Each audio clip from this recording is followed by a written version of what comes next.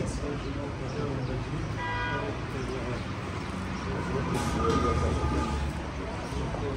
de vous avoir.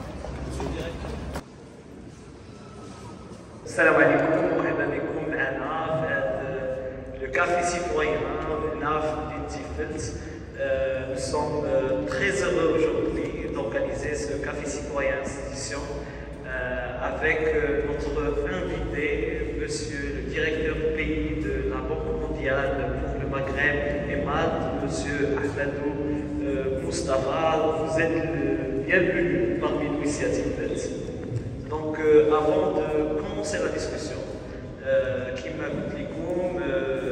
la discussion sera dirigée par monsieur Moustapha va intervenir en français, mais vous pouvez poser toutes vos questions en dirigeant, en français, en anglais, enfin la langue de votre choix.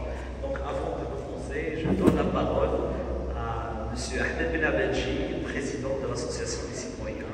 Moi je suis très heureux et ravi d'être là. À cette occasion, je voudrais en profiter pour remercier les autorités de la ville, remercier évidemment le conseil communal de nous avoir invités ici et de nous avoir donné ce lieu absolument magnifique pour faire le café citoyen. Je vais très rapidement vous parler du café citoyen avant de passer la parole à notre invité. Vous parler des citoyens plutôt. Les citoyens, c'est une association qui a été créée il y a 10 ans et qui a été créée dans un but qui était celui vraiment de travailler sur le mieux vivre ensemble. Comment est-ce qu'ensemble, les Marocains, on peut vivre mieux et surtout vivre ensemble dans un pays qui parfois pouvait donner l'impression d'être un peu fracturé, d'être un peu déchiré, dans lequel il y avait un fort besoin d'inclusion. Et donc ça a été le point de départ de notre réflexion. Cette réflexion-là, on l'a travaillée nous sur plusieurs axes. On l'a travaillée dans une partie réflexion, ce qu'on appelle chez nous le think tank, où là on réfléchit comment mieux vivre et comment mieux vivre ensemble. Et puis dans une partie qui est le act tank, qui est les actions que nous menons sur le terrain. Les cafés citoyens eux-mêmes sont une émergence chez nous, les citoyens, puisque pendant 10 ans on les a fait dans les territoires, dans les petites villes, dans les communes urbaines, dans les communes rurales, dans les villages. Et ils ont libéré la parole. Les gens ont pu communiquer, pu dire ce qui ne marchait pas, pu être libres d'exprimer tout ce qu'ils voulaient dans une sorte de safe space, avec bienveillance et avec une volonté de construire, pas de détruire. C'était ça le plus important. De la Banque mondiale, l'engagement citoyen avec les bénéficiaires, c'est dans notre ADN. Donc, comment nous le faisons? Comme je l'ai dit tout à l'heure, nous le faisons au niveau de l'engagement pays, mais nous le faisons également au niveau de chaque projet qui se fait. Et donc, il y a également en fait un engagement que nous faisons lorsqu'il s'agit par exemple du knowledge, dont vous avez parlé des connaissances, lorsque nous faisons les rapports que nous faisons. Donc, il y a toute une approche que nous faisons pour engager les citoyens.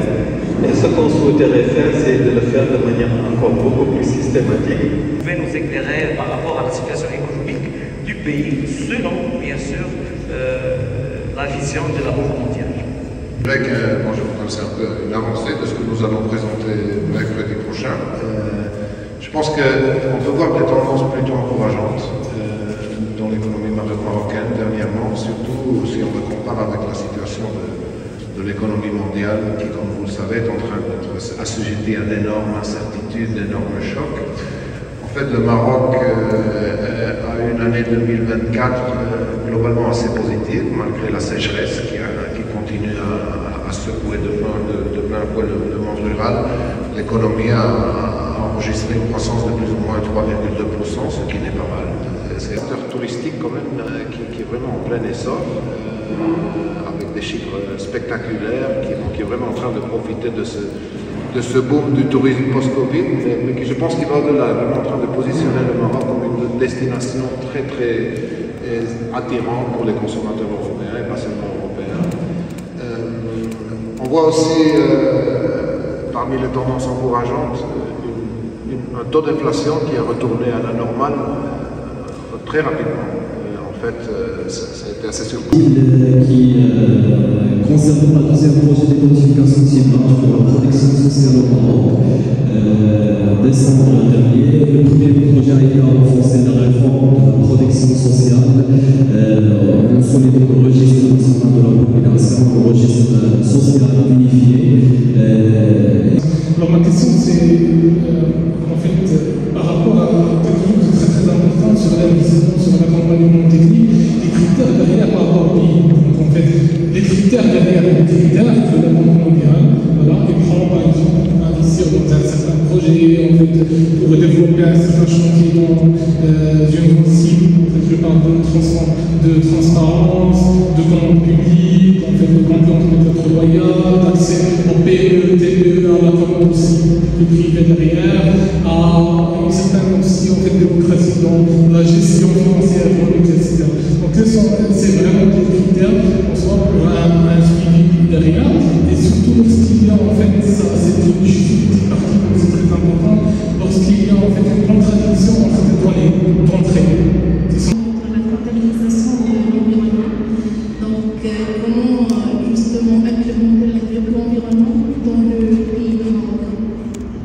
En fait, mes questions c'est par rapport à vos perceptions pour le développement et la croissance du Maroc. Et quels sont à votre avis les chantiers sur lesquels le Maroc a encore du retard et qui doit rattraper justement pour se mettre sur le rang des pays émergents. Donc si vous ne le faites pas, qui est-ce qui va le faire? Mais il faut vraiment, et je le dis aussi en tant qu'Africain, il faut que nous croyions en nos pays. Il faut qu'on investisse, qu'on travaille pour le développement de nos pays, et il est grand temps qu'on ait une place sur la place internationale. Il n'y a rien qui nous empêche de le faire. Le potentiel est là, la position géographique dont Javier a parlé, il y a beaucoup de choses à faire. Ça va demander du travail. Mais il faut qu'on s'engage tous à relever le défi. Il faut que la nouvelle génération, il ne faut pas que la génération qui va venir après dise mais qu'est-ce qu'ils ont fait, ok? Donc je suis très positif et très encouragé par le niveau d'engagement dont vous avez fait preuve ici.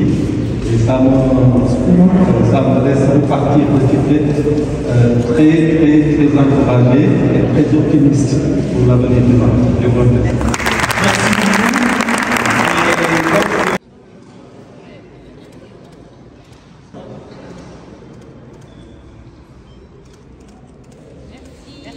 Bravo.